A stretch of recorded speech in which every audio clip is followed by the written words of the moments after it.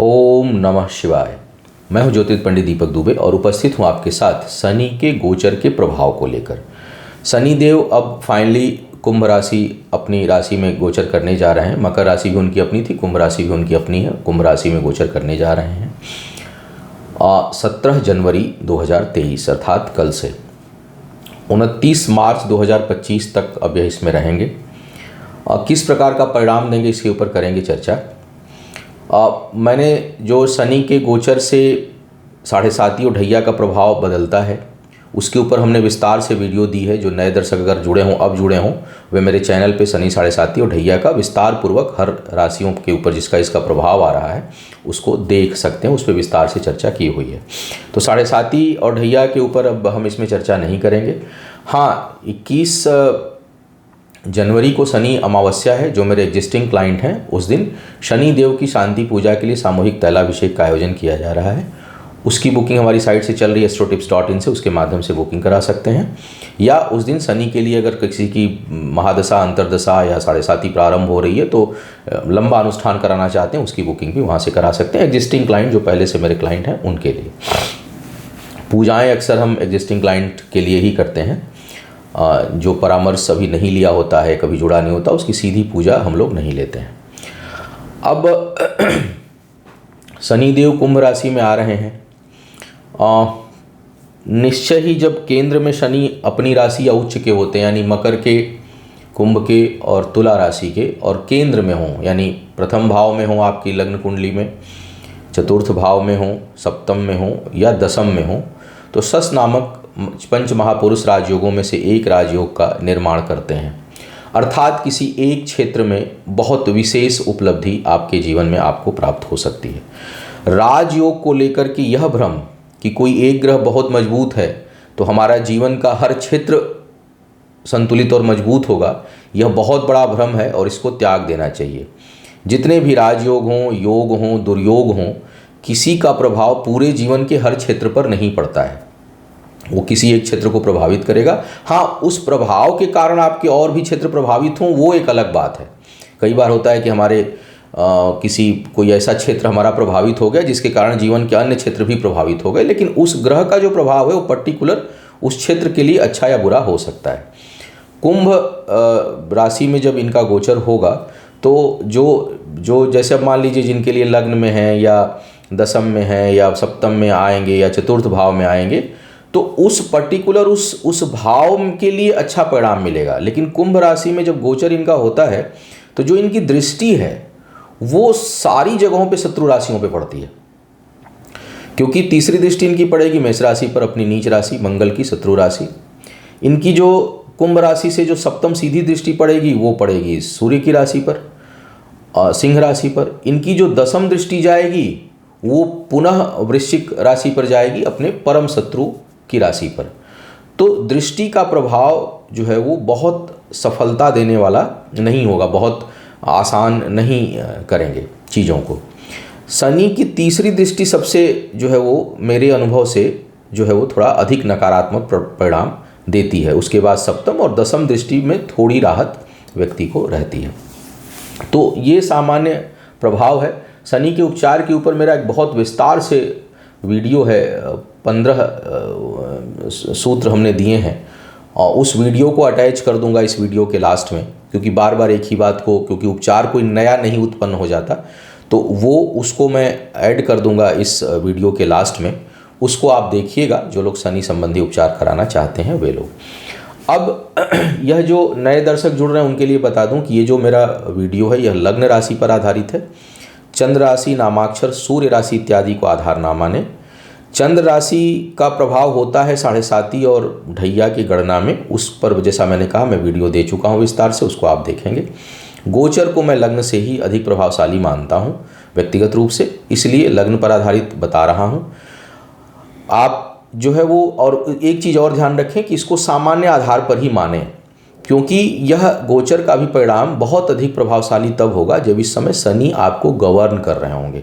ये बात हर ग्रह पर लागू होती है कि गोचर में ग्रह का उस भाव से संबंधित अधिक प्रभाव तब प्राप्त होगा जब उस दौरान उसी ग्रह का की दशा या अंतरदशा चल रही हो और वह उस समय आपको गवर्निंग कंडीशन में हो। अब जिन लोगों के लिए गोचर भी आ रहा हो उसका परिणाम, प्लस 7.5 या ढैया भी उसी समय उसी जगह से बन रही हो, और उस समय दशा और अंतर दशा भी हो, यानी इतने कॉम्बिनेशन अगर मिल रहे हैं तो प्रभाव बहुत अधिक पड़ेगा, शुभ या अशुभ, इस बात को समझें।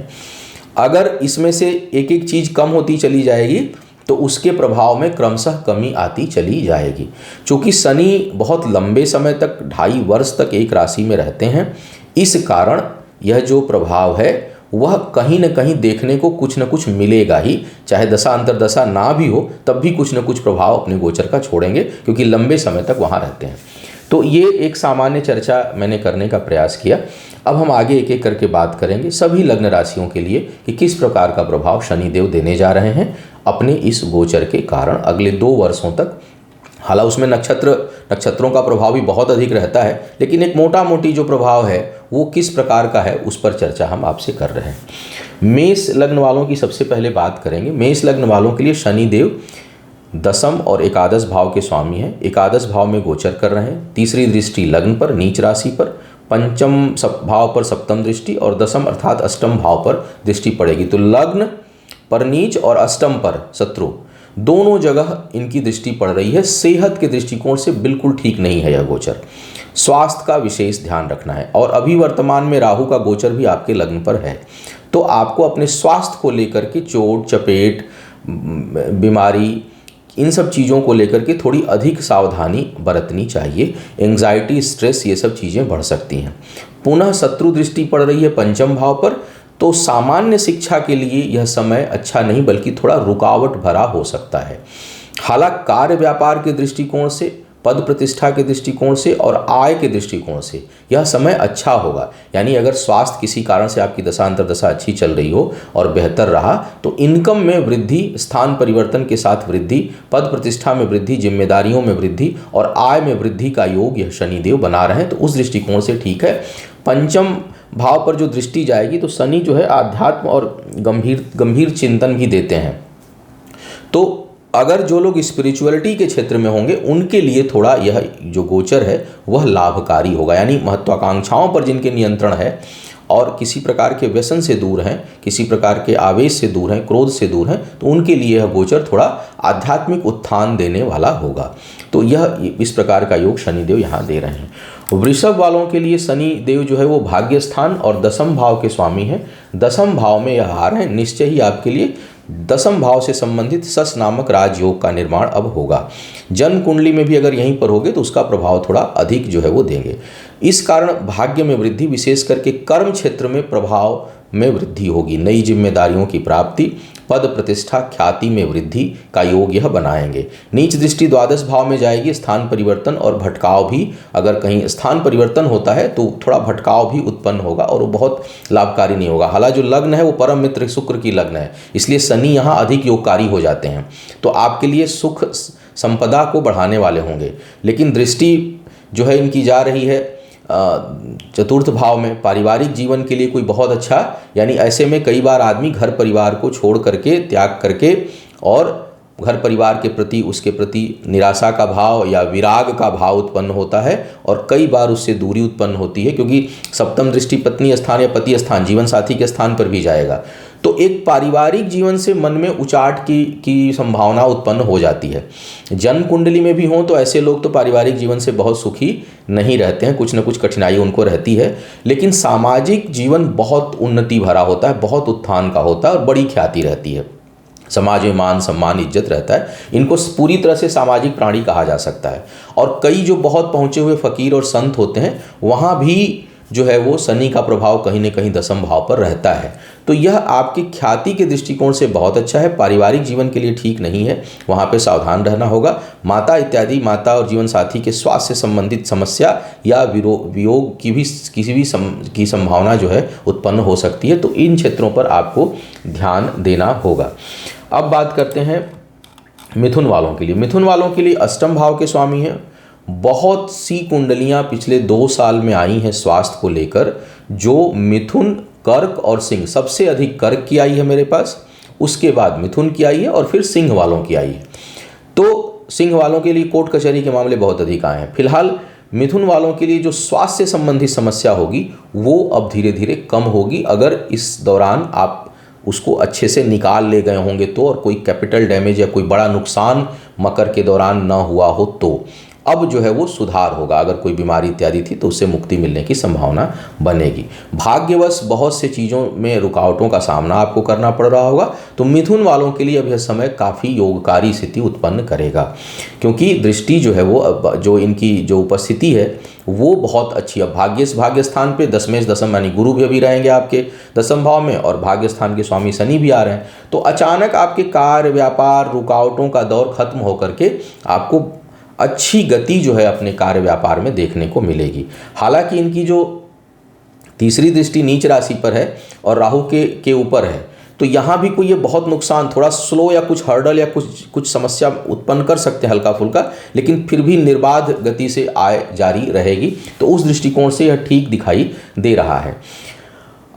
पंचम भाव पर भी दृष्टि जो पहले पड़ रही थी आपकी शिक्षा इत्यादि में कहीं कुछ व्यवधान या रुकावट की संभावना बन रही थी, तो कम से कम शनि के कारण वो चीज़ अब हटेगा। हालांकि केतु की उपस्थिति अभी भी है, लेकिन शनि के कारण जो डबल इम्पैक्ट था केतु और शनि का वो खत्म होकर के शिक्षा प्रतियोगिता में कुछ स्थितियां सामान्य या फ्री महसूस आप करेंगे, तो उस दृष्टिकोण से ठीक है। करीबी लोगों से वाद विवाद तनाव की स्थिति उत्पन्न होगी और कुछ लोगों से संबंध टूट भी सकते हैं।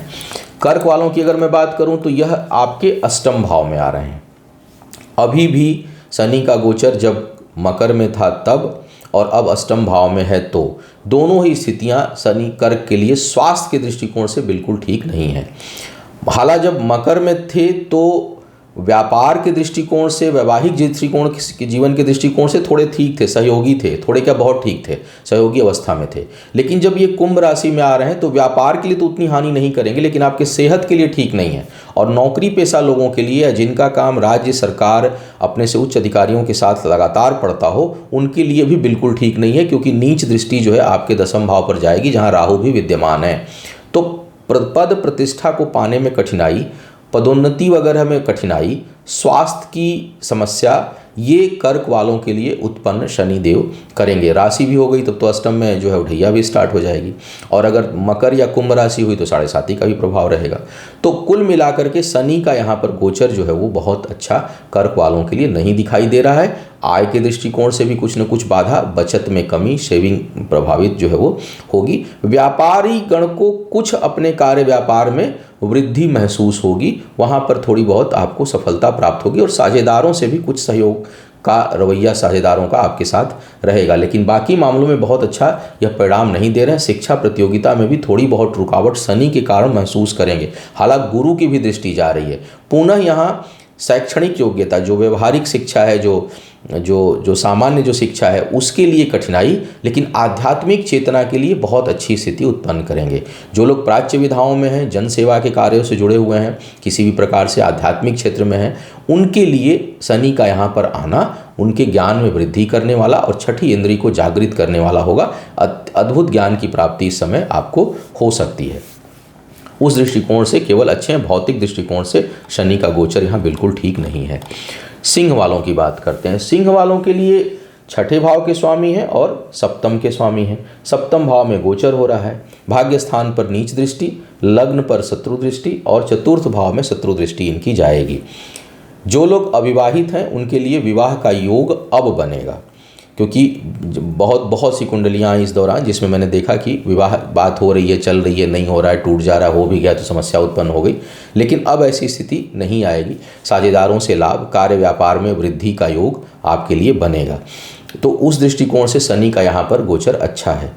लेकिन भाग्य स्थान में रुकावट, केवल भाग्य भरोसे जो काम होंगे उनमें बाधाओं का सामना है। राहु की उपस्थिति ना उसके जो शनि का इन्फ्लुएंस है उसको बढ़ा रही है, या यूँ कहूँ कि राहु के इन्फ्लुएंस को शनि की दृष्टि और बढ़ा देगी।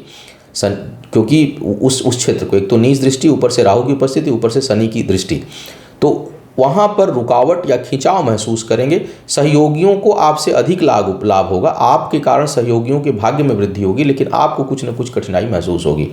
आपके लिए पुनः लग्न पर दृष्टि और चतुर्थ भाव में दृष्टि आपके सेहत के लिए बिल्कुल ठीक नहीं है, पारिवारिक जीवन के लिए ठीक नहीं है। आपको यहाँ पर सावधान रहना पड़ेगा। विशेष करके जो प्रथम माह है जब ये गोचर हो रहा है, इस समय सूर्य छठे भाव में है, तो एक महीना तो बहुत ही सावधान रहिएगा, क्योंकि जब जब सूर्य कहीं शनि के प्रभाव में आएंगे, पीड़ित होंगे, दृष्टि लग्न पर नहीं होगी, शुभ भाव में नहीं होंगे, तो वह समय अधिक कठिनाई का होगा। और सूर्य चूंकि हर महीने अपना स्थान बदलते हैं, तो साल में कई बार ऐसी सिचुएशन आएंगे जहां पर कि आपको सेहत, चोट चपेट, पारिवारिक जीवन में कठिनाई, इन सब चीज़ों को आपको फेस करना पड़ सकता है। तो ध्यान देने की आवश्यकता आपको अपने सेहत को लेकर विशेष रूप से है। कार्य व्यापार में वृद्धि का योग है। भाग्यवश हो रहे कामों में कुछ रुकावट आप महसूस करेंगे, लेकिन जीवन साथी का सहयोग मिलेगा, साझेदारों का सहयोग मिलेगा। और अगर वैवाहिक जीवन में कुछ कटुता पीछे चल रही थी तो उम्मीद है कि अब उसमें कुछ राहत आपको देखने को मिलेगा। कन्या वालों की अगर मैं बात करूं तो शनि आपके लिए पंचम और छठे भाव के स्वामी हैं, छठे भाव में आ रहे हैं। यहाँ से इनकी नीच दृष्टि अष्टम पर, द्वादश भाव में शत्रु दृष्टि सिंह राशि पर, और तीसरे भाव पर भी शत्रु दृष्टि इनकी छठे भाव से जाएगी। करीबी लोगों के ऊपर धन और प्रयास आपका खर्च होगा। शिक्षा प्रतियोगिता से लाभ और संतान प्राप्ति के लिए कुछ हद तक यह इनका गोचर ठीक है।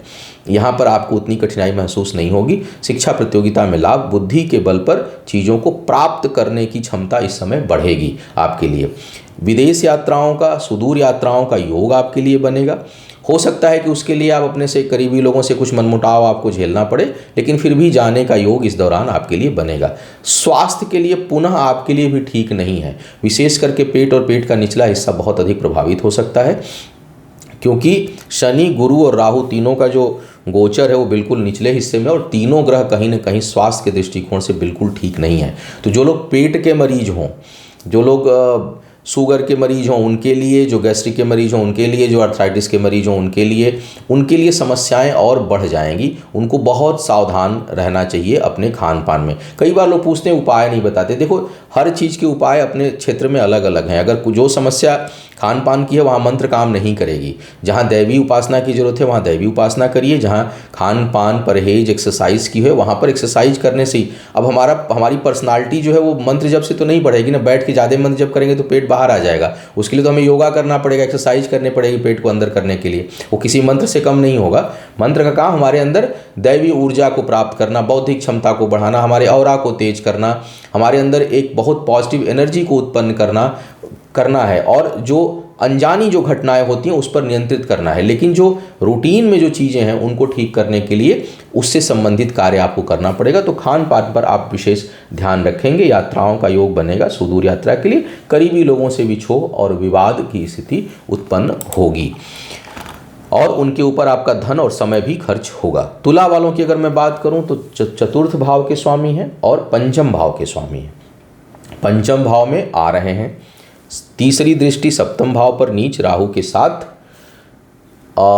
एकादश भाव पर दृष्टि और दूसरे भाव पर इनकी दृष्टि जाएगी। यह स्थिति ज्ञान के लिए, शिक्षा के लिए, दूर जाकर शिक्षा के लिए, अन्य भाषाओं या किसी चीज़ में विशेष योग्यता या दक्षता के लिए सर्वोत्तम है।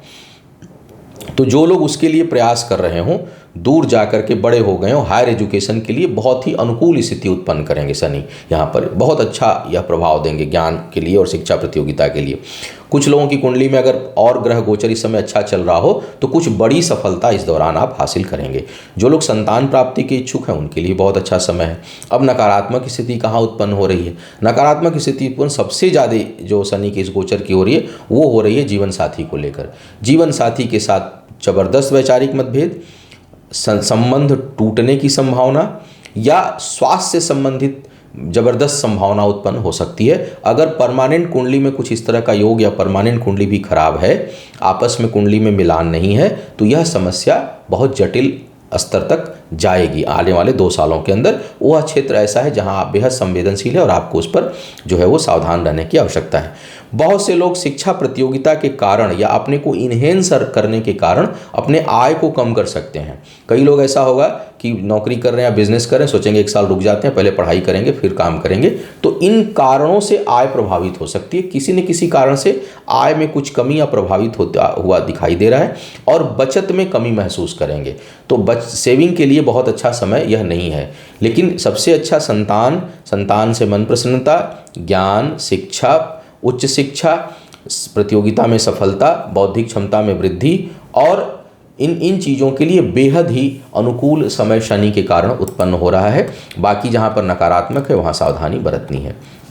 वृश्चिक वालों के लिए चतुर्थ भाव में शनि आ रहे हैं। आपके स्वामी जो आपकी कुंडली के लिए जो इनका जो प्रभाव है वो तीसरे भाव और चतुर्थ भाव का है। चतुर्थ भाव के स्वामी होकर चतुर्थ भाव में राजयोग बना रहे हैं। स्थायी संपत्ति के लिए इससे अच्छा समय हो नहीं सकता। तो अगर आपके पास व्यवस्था है तो छोटा ही टुकड़ा ज़मीन का, छोटा ही फ्लैट कहीं न कहीं आपको निवेश करना चाहिए, क्योंकि वह आपको अच्छा लाभ और स्थिरता देने वाला होगा और योग भी बनेगा। जो लोग प्रॉपर्टी वगैरह लंबे समय से दिक्कत आ रही थी, नहीं खरीद पा रहे थे, उनके लिए बहुत अच्छा योग बनेगा। घर परिवार में शुभता जो है शनि के इस गोचर के कारण रहेगी, तो इस दृष्टिकोण से काफ़ी अच्छा है। अब इनकी यहाँ से तीसरी दृष्टि जो आ रही है वो शत्रु भाव में जा रही है और इनकी जो दशम भाव पे भी शत्रु दृष्टि ही रहेगी सिंह राशि के ऊपर और लग्न पर दृष्टि जाएगी। तो शत्रुओं से कुछ न कुछ परेशानी, हालांकि शत्रु नाश भी होंगे, ये भी अच्छी बात है कि शत्रुओं का विनाश स्वतः होगा, लेकिन शत्रु उत्पन्न होते रहेंगे। वहाँ पर कुछ आपको कठिनाई, कार्य क्षेत्र में संघर्ष के साथ सफलता मिलेगी। आपको हमेशा तकझक का सामना करना पड़ेगा, अपने से उच्च अधिकारियों के साथ वैचारिक मतभेद, चीज़ों का ना मिलना, विचारों का ना मिलना, किसी भी काम में को प्राप्त करने में संघर्ष के साथ। चूँकि शनि यहाँ काफ़ी बलवान है, इसलिए कहीं न कहीं आपको सफलता देंगे। स्थान परिवर्तन का भी योग अचानक इस दौरान अब बन सकता है आपके लिए, जिसमें रहने के स्थान परिवर्तन की ज़्यादा संभावना है कि आपका रहने का। हालांकि जहाँ पर इस समय अगर स्थान परिवर्तन होगा तो आप लंबे समय तक वहाँ प्रवास करेंगे। अगर कहीं दूर सेटल होना चाह रहे हैं उसके लिए भी यह योग बहुत अच्छा है। स्वास्थ्य का थोड़ा सा आपको भी ध्यान रखना होगा, चोट चपेट की संभावना आपको परेशान कर सकती है। अब बात करते हैं धनु वालों की। धनु वालों के लिए शनि बहुत ही अच्छी स्थिति में थे मकर, जब से दो साल से जब हालांकि सबके लिए जैसा कहता हूँ केवल शनि का ही प्रभाव तो होता नहीं, कुंडली में बहुत से ग्रहों का प्रभाव रहता है, लेकिन फिलहाल शनि अपनी बहुत ही सर्वोच्च स्थिति में शनि देव पड़े हुए थे जब तक मकर में थे, क्योंकि लाभ भाव के स्वामी हैं और आय स्थान पे भी उच्च दृष्टि जा रही थी। तो शनि का यहाँ पर होना एक तरह से ज़बरदस्त जो है वो आपके लिए बना रहा था। कुंभ राशि में जाने से थोड़ा वो प्रभाव कम हो सकता है। यहाँ से इनकी तीसरी दृष्टि संतान और शिक्षा स्थान पर पंचम भाव में, भाग्य स्थान पर शत्रु दृष्टि और द्वादश भाव में दृष्टि जाएगी। करीबी लोगों के ऊपर धन खर्च, करीबी लोगों के कारण कुछ मन में आघात, कुछ समस्या, आपको आध्यात्मिक ज्ञान की अधिक प्राप्ति, भौतिक जगत से रुझान कुछ कम होने की संभावना और आध्यात्मिक जगत की आध्यात्मिक चेतना का उदय। अब उम्र पे निर्भर करता है कि आप किस फेज में हैं, बहुत सी चीज़ें, लेकिन कुछ न कुछ चाहे किसी भी फेज में होंगे कुछ प्रभाव तो पड़ेगा ही पड़ेगा। तो इस तरह की है। शिक्षा प्रतियोगिता में कुछ रुकावटों का ज़बरदस्त सामना करना पड़ेगा, अचानक बाधाएं आ सकती हैं। धनु लग्न के वो जातक जिनकी इन दौरान महत्वपूर्ण परीक्षाएं हैं उनको बहुत अधिक प्रयास करना चाहिए। संतान प्राप्ति के लिए अच्छा समय नहीं है। अगर आप ट्राई कर रहे हो, प्रयास कर रहे हो, तो विशेष करके अप्रैल तक का समय, क्योंकि गुरु भी नहीं है, कोई भी मतलब सहयोगी ग्रह नहीं है वहाँ पर, तो इस कारण अगला 4 महीना तो बेहद नकारात्मक है। उसके बाद नवंबर तक भी नकारात्मक रहेगा, नवंबर के बाद थोड़ी राहत मिलेगी, लेकिन कुल मिलाकर के शनि का यह गोचर संतान प्राप्ति में बाधा उत्पन्न करेगा। तो जो लोग प्रयास करना चाह रहे हैं करने से तो मैं नहीं मना करूंगा, लेकिन सावधानी बरतें। और जो लोग इस समय, जो महिलाएं गर्भवती हों वो विशेष ध्यान दें। छोटी मोटी भी समस्या हो तो उसको इग्नोर ना करें, ये सलाह है। भाग्य पक्ष में कुछ रुकावट महसूस आप करेंगे, थोड़ी बहुत कठिनाई आपको महसूस होगी। पिता के साथ वैचारिक मतभेद उत्पन्न करेंगे। पैतृक संपत्ति वगैरह से संबंधित चीज़ों में नकारात्मक प्रभाव पड़ेगा। अनावश्यक के व्यय और सुदूर की यात्राएं भी इस दौरान आपके लिए होंगी। करीबी लोगों का साथ उतना नहीं मिलेगा जितना आप दूसरों को देंगे। तो कुल मिलाकर शनि का यह गोचर कोई बहुत शुभ प्रभाव देता हुआ नहीं दिखाई दे रहा है, सिवाय इसके कि आपके अंदर इंसानियत की और वृद्धि हो, आध्यात्मिकता का और उदय हो, एक लॉजिकल माइंड आपका और खुले। तो इस दृष्टिकोण से शनि का यह गोचर अच्छा दिखाई दे रहा है। बाकी कोई बहुत अच्छा शनि का यह गोचर नहीं है। मकर वालों की बात किया जाए, मकर वालों के लिए बहुत अच्छी स्थिति उत्पन्न कर रहे हैं। लग्नेश है शनि और दूसरे भाव के स्वामी हैं। पहले भी अच्छी स्थिति में थे, हालांकि पहले अच्छी स्थिति में थे, ज्ञान बौद्धिक क्षमता ख्याति के लिए तो ठीक थे, लेकिन पदोन्नति नहीं होती। मेरे पास बहुत से ऐसे करियर वालों की कुंडली है जो प्रमोशन को लेकर के बहुत परेशान है, प्रमोशन हो ही नहीं रहा है, चांसेज आ रहे हैं, रुक रहा है, क्योंकि दसम भाव पे केतु बैठे थे। शनि और केतु का संयोग रुकावट डालने वाला हो जाता है। तो अकेले केतु भी अच्छे थे, अकेले शनि भी अच्छे थे दृष्टि जाती तो, लेकिन केतु और शनि का कॉम्बिनेशन ठीक नहीं था, तो रुकावटें आ रही थी। अब दूसरे भाव में आने से अचानक पद प्रतिष्ठा में वृद्धि की संभावना, परिश्रम, पीछे किए हुए परिश्रम का लाभ और धन लाभ की बहुत अच्छी संभावना यह उत्पन्न करेंगे। आय में वृद्धि होगी, बौद्धिक क्षमता के बल पर और परिश्रम के बल पर आय में अच्छी वृद्धि के संकेत मिल रहे हैं। पारिवारिक जीवन के लिए कठिन समय हो सकता है। बहुत से लोगों के लिए माता के स्वास्थ्य की समस्या उत्पन्न हो सकती है। जमीन जायदाद खरीदने के लिए यह बहुत अच्छा समय नहीं है, वहाँ आपको सावधानी थोड़ी रखनी चाहिए। अति आवश्यक ना हो तो आप कुछ समय के लिए टाल ही दें। अति आवश्यक होगा तब फिर मुहूर्त और योग वगैरह ध्यान करके, या कम से कम जब राहु हट जाए उसके बाद जो है अगर आप करें तो अच्छा रहेगा। लेकिन कम से कम फिलहाल तो कुछ समय के लिए अगर इस विचार को त्याग दिया जाए तो अच्छा रहेगा। पारिवारिक जीवन में थोड़ी बहुत कठिनाई, स्वास्थ्य में बहुत अधिक समस्या उत्पन्न नहीं होगी, क्योंकि शनि ही लग्नेश है, अष्टम पे दृष्टि जा भी रही है, तो बहुत अपने ही चूंकि लग्नेश है तो इसलिए उनको फर्क नहीं पड़ेगा, बल्कि कुछ मामलों में आयु में वृद्धि करने वाली स्थिति उत्पन्न हो जाएगी। तो उस दृष्टिकोण से ठीक है। तो कुल मिलाकर शनि का यहाँ का गोचर एक पारिवारिक जीवन, जमीन जायदाद खरीदने और माता के मामले को हटा दूं तो बाकी मामलों में शुभ प्रभाव देने वाले आपके हैं। वाणी में बड़ा ओज और सार गर्भित बातें आप बोलेंगे। निर्णय भी आप ठोक बजा करके बहुत स्थिर भाव से इस दौरान लेंगे। अगर परमानेंट कुंडली में बुध ठीक हो, शुक्र ठीक हो, राहु का प्रभाव ना हो तो। कुंभ वालों के लिए लग्नस्थ शनि हो रहे हैं, पुनः यहाँ सस नामक राजयोग बनाएंगे आपके लिए भी, क्योंकि केंद्र में हो रहे हैं, लग्न में हो रहे हैं, लग्न के स्वामी लग्न भाव में। अगर परमानेंट कुंडली में हुए तब तो बहुत गंभीर स्वभाव देते हैं आदमी, मतलब एकदम जैसे हमेशा वो करेगा अधिक, बोलेगा कम, चिंतन उसका बहुत दूर तक होगा, दूर दृष्टि होगी, आध्यात्मिक चेतना जागृत होती है, बशर्ते शनि वक्री ना हो और सद्भिषा नक्षत्र में ना हो। तो स्वभाव बहुत ही बेहतर होगा, बहुत ही अच्छा होगा, जन कल्याणकारी स्वभाव रहेगा।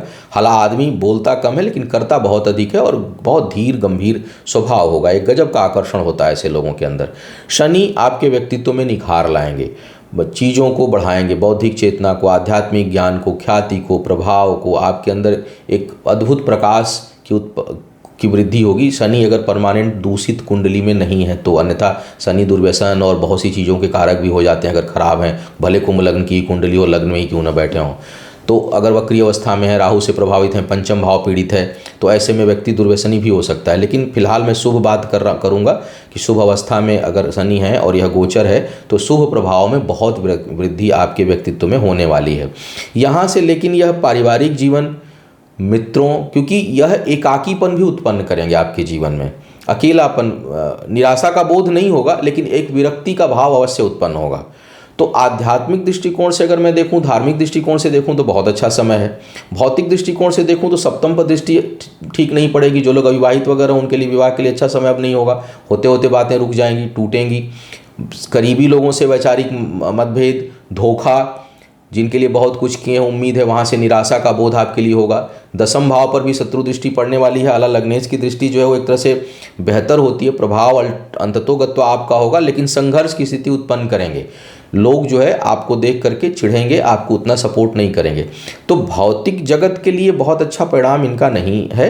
आध्यात्मिक चेतना के लिए, कांति के लिए, सामाजिक उत्थान के लिए, स्वज्ञान के लिए और समाज से विरक्ति कुछ हद तक यह उत्पन्न आपके लिए कर सकते हैं। तो यहाँ पर आपको जो है अगर इनकी दशा, अंतरदशा, साढ़े साती, कई चीज़ों का प्रभाव है तो भौतिक जगत से काफ़ी कष्ट मिलने की संभावना उत्पन्न यह करेंगे। इस चीज़ को लेकर के आपको मानसिक रूप से तैयार रहना है। हालांकि आप डिगेंगे नहीं, आत्मबल रहेगा, और बल्कि परेशानियों से, धोखे से, विवाद से आपको ज्ञान अर्जन होगा, ज्ञान की प्राप्ति होगी। तो लॉस इसको मैं नहीं कहूँगा, लेकिन हाँ कुछ मानसिक कष्ट और विरक्ति का बोध जो है या एकाकीपन यह शनि आपको देंगे।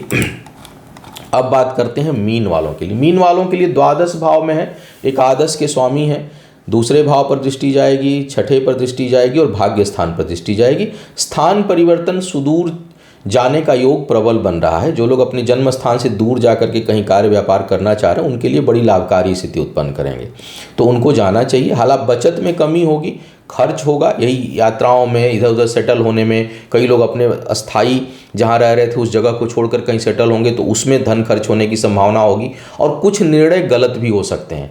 तो अगर कोई निर्णय तात्कालिक लेने जा रहे होंगे तो ठहर जाइएगा 2006 में, कम से कम अक्टूबर नवंबर तक। अन्यथा पहले का लिया हुआ निर्णय है और उसको इम्प्लीमेंट करना है तो कोई दिक्कत नहीं करिए। बचत में थोड़ी कमी महसूस होगी, शत्रु इस समय परास्त होंगे, कहीं कोई वाद विवाद कोर्ट कचहरी का मामला है तो उसमें आपको थोड़ी सफलता प्राप्त होगी।